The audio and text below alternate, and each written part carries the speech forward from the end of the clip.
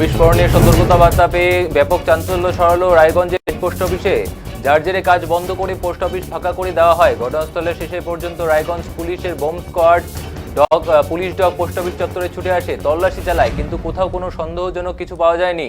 যদিও সতর্কতামূলক ইমেল ঘিরে পোস্ট অফিসে কর্মীদের সাধারণ গ্রাহকদের মধ্যে ব্যাপক আতঙ্ক তৈরি হয়েছিল। বোমাতঙ্কের জেরে কাজ বন্ধ হয়ে যায়। সাময়িক ভোগান্তি সাধারণ গ্রাহকদের মধ্যে দেখা যায়। এই মুহূর্তে যে খবর দিকে আমরা চোখ রাখছি যে রায়গঞ্জেও কিন্তু বোম বিস্ফোরণের সতর্কতা, আর তা পেয়ে কিন্তু আতঙ্ক ছড়ালো রায়গঞ্জের হেড পোস্ট অফিসে। যার জেরে কাজ বন্ধ করে পোস্ট অফিসে ফাঁকা করে দেওয়া হয়। ঘটনাস্থলে শেষ পর্যন্ত রায়গঞ্জ থানার পুলিশ, বোম স্কোয়াড, পুলিশি ডগ পুলিশ পোস্ট অফিসের চত্বরে ছুটে আসে, তল্লাশি চালায়, কিন্তু কোনো সন্দেহজনক কিছু পাওয়া যায় না। যদিও সতর্কতামূলক ইমেল ঘিরে পোস্ট অফিসের কর্মী সাধারণ গ্রাহকদের মধ্যে ব্যাপক আতঙ্ক তৈরি হয়েছিল। বোমাতঙ্কের জেরে সাময়িকভাবে কাজ বন্ধ হয়ে যায়। সাময়িকভাবে ভোগান্তিও কিন্তু দেখা যায় গ্রাহক এবং কর্মীদের মধ্যে।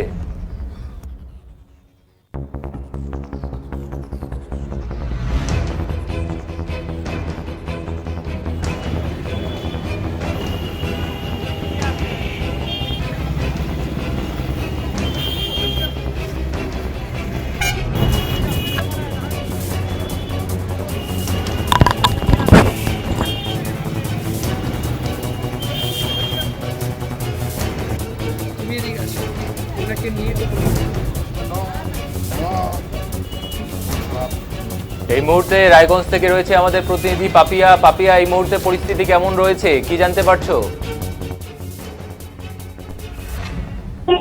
সতর্ক বার্তা পেয়েছে, সেই সতর্ক বার্তা পাওয়ার পরে ঘটনাস্থলে ব্যাপক একটা চাঞ্চল্য সৃষ্টি হয় পোস্ট অফিসের মেইন যে হেড পোস্ট অফিস রায়গঞ্জের সেখানে। এরপরে যে টাইমিংটা সময়টা কিন্তু 12টা থেকে 2টো। আর এই ইমেল আসার পরে কিন্তু রীতিমতো যে গ্রাহকরা ছিল এবং যে কর্মীরা ছিল তারা আতঙ্কিত হয়ে পড়ে। তারপরে সকলকে সেই জায়গা থেকে বের করে দিয়ে পুরো চত্বর ফাঁকা করে দেওয়া হয় এবং এরপরেই ঘটনাস্থলে রায়গঞ্জ থানার আইসি সহ বিশাল পুলিশ বাহিনী আসে, ডগ স্কোয়াড আসে, বোম স্কোয়াড আসে এবং তারা কিন্তু গোটা পোস্ট অফিস খানা তল্লাশি করে। আর এই খানা তল্লাশির পরেও যদিও সন্দেহজনক ভাবে কিছুই এখনো পাওয়া যায়নি, বর্তমানে পরিস্থিতি স্বাভাবিক রয়েছে এবং আবারও পুনরায় ধীরে ধীরে কাজ শুরু হচ্ছে পোস্ট অফিসগুলোতে। অনেক ধন্যবাদ পাপিয়া। আমরা আসবো তোমার সাথে এই মুহূর্তে জনগণদের জানাবো যে বোম স্কোয়াডের কিন্তু পৌঁছেছে এবং ডগ স্কোয়াড পৌঁছেছে। বোম বিস্ফোরণে যে সতর্কতা বার্তা রায়গঞ্জের হেড পোস্ট অফিসেও কিন্তু ছড়িয়েছে। স্বাভাবিক হয়েছে এই মুহূর্তে কাজ, তবে সাময়িকভাবে কিন্তু কাজের একটা ব্যাঘাত ঘটে এবং আতঙ্কের পরিস্থিতি সৃষ্টি হয় রায়গঞ্জে।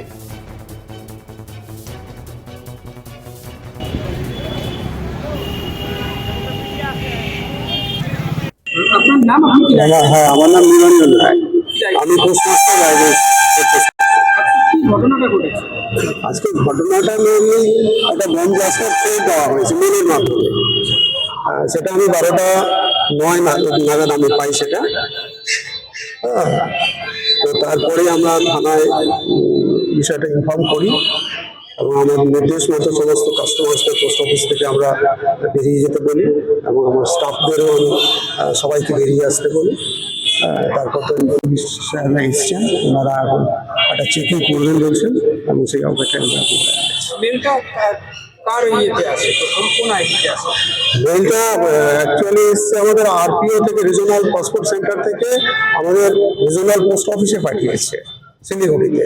শিলিগুড়ি থেকে আমাদের ডিভিশনকে পাঠিয়েছে, আমাদের ডিভিশনাল অফিসকে। প্রথমে কে দেখে? আমাদের এখানে নিশ্চয়ই ডিভিশন অফিস থেকে দেখেছে। হ্যাঁ, ডিভিশন থেকে আমাকে পাঠিয়েছে পোস্টমাস্টারকে।